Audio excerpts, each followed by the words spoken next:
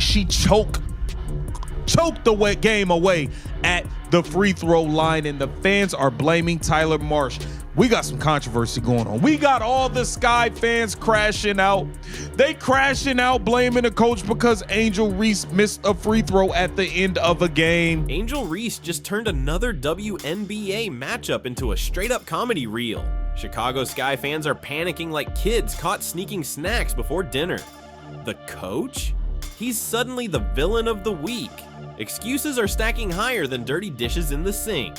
And Reese's camp, full-on crisis mode. But here's the kicker. While her supporters scramble to deflect blame, they're busy pumping out inflated numbers, trying to convince everyone the league is pulling the same spotlight as Caitlin Clark. Newsflash, fake stats don't erase bricked layups. The entire scene felt less like a basketball game and more like the finale of a chaotic reality show. Loud, messy, and unintentionally hilarious. So what's it gonna be? Are you riding with Clark, the baby GOAT, or Reese, the baby giraffe? Drop your take in the comments below. Let's get into it. Angel had the and one opportunity. In that moment, was that a decision to have her miss, or just what was the thinking there in that scenario? No, she asked if we wanted her to miss. I told her to make it. It would have only been a 1 or 2 point game. It'd been a 1 possession game anyway, so.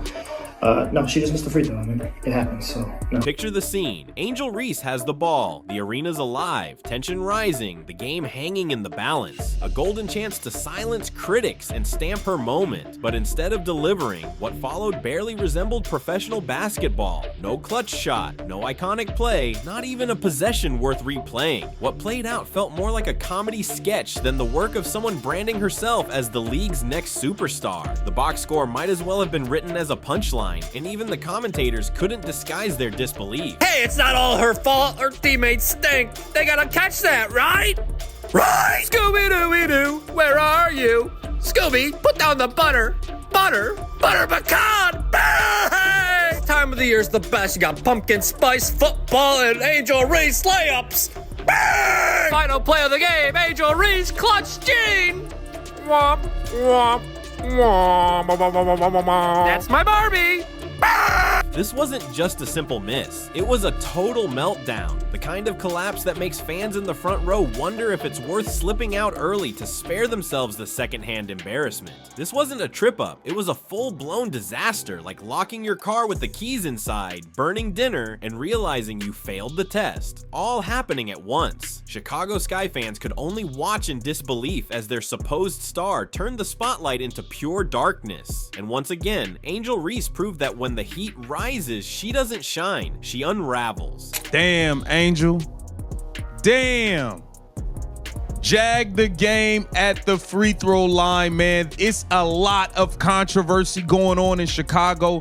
The Sky fans are blaming Tyler Marsh for Angel Reese losing the game at the free throw line and ruining the Chicago Sky's chances of really cutting the lead down to 1 and giving themselves a chance to keep playing and try to get an upset in Phoenix. And right on cue, the excuse factory kicked into overdrive. Because when a supposed star falls flat on national TV, her fan base doesn't just shrug it off. They turn into part-time detectives. Suddenly, social media was flooded with finger-pointing endless threads and conspiracy theories straight out of a Netflix docuseries. Target number 1.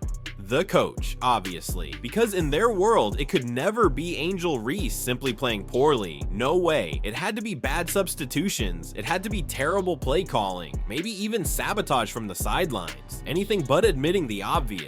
Angel Reese! 459! Let's get it! Bang! Another day, another loss for the bum squad in Chicago. Look at this crap. Bang! You know what they say, you will never lead the league in turnovers if you don't try for it. Here she goes. Bang! What do telemarketers and Angel Reese have in common? They're both getting blocked. Bang! It's this mukbang I see on TikTok. All I know is a brick bang. Here we go. Brick. Me bound. Bang! Forget the fact that Angel Reese had the ball in her hands. Forget that the chances to deliver were right there. Online, it was spun into some kind of grand conspiracy. According to the Reese loyalists, the coach magically failed to unlock her greatness. Accountability? Nowhere to be found. In their version, the coaching staff might as well have tripped her before tip-off and said, Go get 'em, superstar. That's how ridiculous the excuses became. Has made her triumphant return from a back injury. That's right, a back injury. Yeah, absolutely, that she had suffered at some point that we don't exactly know at what point she suffered said back injury. Well, it didn't take long for the Chicago Sky as an organization to get back to what it is they do best, which is the diabolical celebration of Angel Reese's double-doubles in one rough outing, and suddenly the narrative wasn't about Angel Reese dropping the ball again. It was about a coach who supposedly didn't bow to her every demand. Overnight, the script flipped from she's the future of the W to she's the poor victim of bad coaching, faster than you can say stat padding. But here's the truth, this goes way beyond a single loss. It's about the Caitlin Clark-sized spotlight that towers over everything Reese does. Because while Angel is turning crunch time moments into pure chaos, Caitlin Clark is busy rewriting the record books like it's just another side hustle. This would have been prior to this loss, that there were something like 15 and 31 when she gets a double-double. You over 15 games under 500 when she gets a double-double. Y'all out here celebrating this? I'd be embarrassed as a mother bleeper. I'd be embarrassed as hell. And of course, Angel Reese last night, she was deep in her bag. Woo-wee! I mean, brought a backpack with her. Put it down, started reaching in it, and pull it out the whiffs. Let me tell you, yike. Caitlin Clark's highlights speak for themselves. She's drilling logo threes, smashing attendance records, and turning every game into must-see TV. Clark doesn't just play basketball, she raises the bar for the entire league. Meanwhile, Angel Reese's most viral moments, folding under pressure and sending her fan base into panic mode. It's like watching two movies at once. Clark lighting up arenas with historic performances, while Reese trips over opportunities and leaves her supporters scrambling for excuses. One is carving out a legacy, the other is piling up a list of what ifs. And when the truth gets too uncomfortable, Reese's fans resort to their favorite trick, fake viewership numbers. Suddenly, Wnba Twitter wants you to believe Reese's flop night outdrew the Super Bowl, Taylor Swift's tour, and the moon landing all rolled into one. But peel back the layers, and it's all smoke and mirrors, padded with highlight clips, recycled social media posts, and cherry-picked cable stats. Nothing more than an illusion. And you know what else y'all need to stop doing, Sky fans? I'll tell you. Y'all need to stop doing this. Can y'all stop coming up with these fake stats? Please. Please stop trying to compete with Caitlin Clark in the viewership game, because you can't compete. You guys are coming up with fake viewership numbers, using viewership numbers from a year ago. In case you don't know, the Chicago Sky fans went and put up this, saying that in the most recent matchup,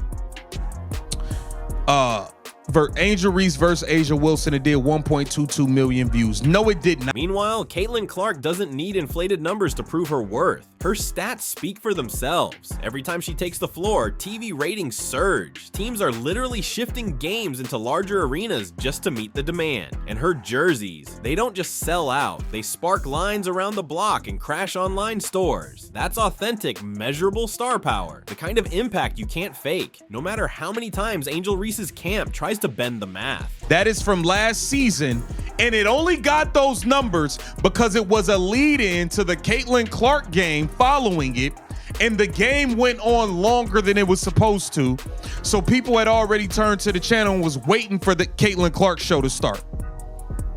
Stop it, man. Y'all gotta knock it off. Which makes the whole fake numbers routine even more ridiculous. It's like handing yourself a gold medal while Caitlin Clark is still lapping the entire field. And when blaming the coach or cooking up ratings doesn't stick, Reese's fans move to their backup excuse, blaming the refs. Suddenly, every whistle is rigged, every foul is a grand conspiracy, and apparently the league itself is masterminding some plot to sabotage Angel Reese. Also, Caitlin Clark can shine, because nothing screams logical argument like claiming referees are secretly conspiring against missed layups. What somebody said, Angel Reese fans out here lying about viewership from the game versus the Aces 2 nights ago. Fun fact, it only averaged around 230,000 average viewers. Just in case y'all don't know, that's not good. That is not good. That's not good. That's bad business. That's bad business, okay? Some fans didn't stop at blaming refs or coaches. They turned their sights on Reese's own teammates. Suddenly, Chicago role players were expected to show Kelsey Mitchell level leadership and Lexi Hull type hustle, even though that was never their responsibility. According to Reese's defenders, her teammates weren't setting the right screens, weren't feeding her in perfect spots, and weren't doing enough to protect her image. She's dominant, they claim, but somehow also delicate. That contradiction alone could give you whiplash, and the more you peel back, the clearer it becomes. This isn't really about basketball at all. It's about the constant, unavoidable comparison to Caitlin Clark. Every move Reese makes, every shot, every mistake is instantly stacked up against Clark's shadow. A missed layup becomes a referendum, a turnover feels like a crisis, and every debate spirals into a tug of war between two players headed down completely different paths. Clark is out here delivering greatness. Reese, she's being propped up by Twitter threads and fan fiction. Let's go over here. Brick Center posted this. Angel was deep in her bag last night, and let's just check it out right here. Calling for the ball. I don't know if she threw any fits last night. By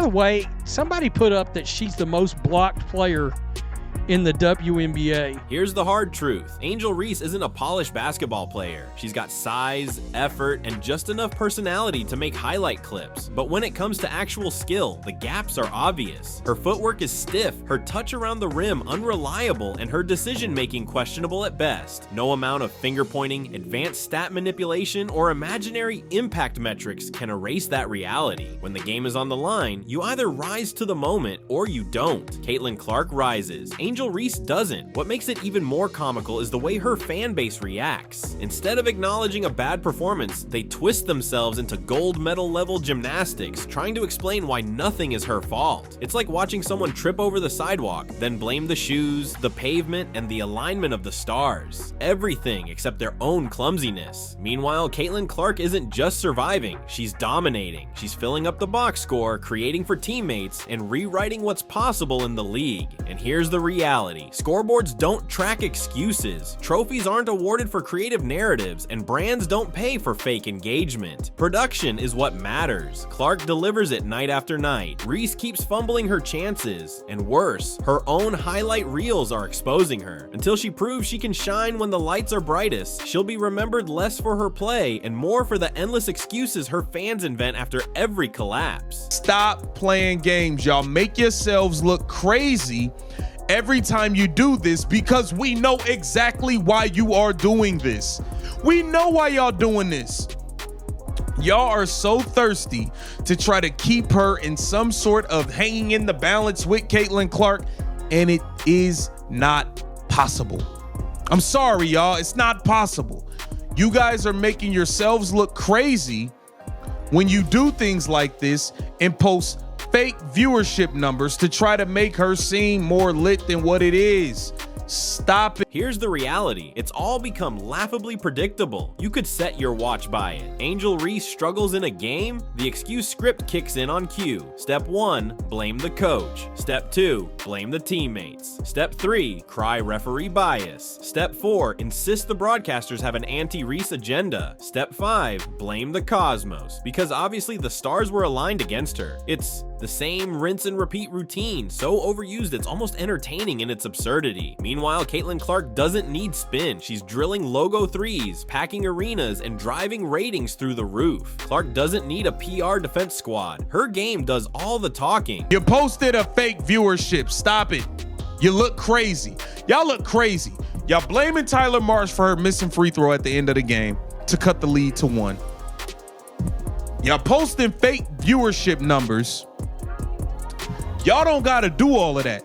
Just let's zero in on the blame the coach routine, because honestly, it deserves its own sitcom. In the eyes of Reese's defenders, she's not a professional athlete with control over her game. She's some powerless pawn stuck in a rigged chess match. If she shines, she's a superstar. If she stumbles, well, clearly the coach sabotaged her. It's a perfect narrative loop. Angel wins, she's the hero. Angel loses, it's the coach's fault. It's like baking a cake that sinks in the oven and then blaming the recipe, the oven, and the flour flower company. Anything but admitting you left it in too long, and it doesn't stop there. Her fans go full CSI mode, dissecting every timeout, substitution, and possession like they're reviewing evidence in court. If the coach leaves her in, that's why she bricked shots. If the coach pulls her out, that's why she never found her rhythm. No matter the scenario, the conclusion is the same. The coach is guilty. It's basically the sports version of heads I win, tails you lose. When you run the offense through her, she does great, but at the expense of the whole team.